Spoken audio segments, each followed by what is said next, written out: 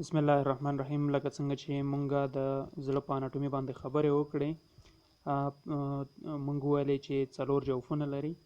دغه جوفونه دي چې په دې کې وینه راجمع کیږي. نو زمونږه نننۍ موضوع چې دا هغه بلډ سرکولیشن یا د وینې دوران دی. کله چې د ټول بدن څخه وینه راټوله شي د انفیریر وینا کاوا او سوپیریر وینا کاوا د لارې راځي خی اوزان ته راځي. کله چې خی اوزان ته وینه راغله دغه څخه وروسته د تریکاسپیډ وال د لارې خی بوتان ته ځي.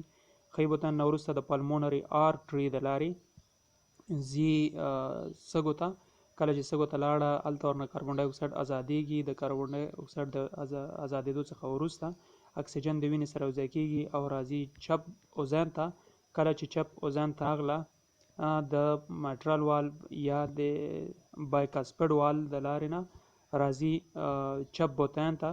کله چې چپ بوتان ته وینه راغله د هغه څخه وروسته د اورټا د لارې ټول بدن ته خپریږي.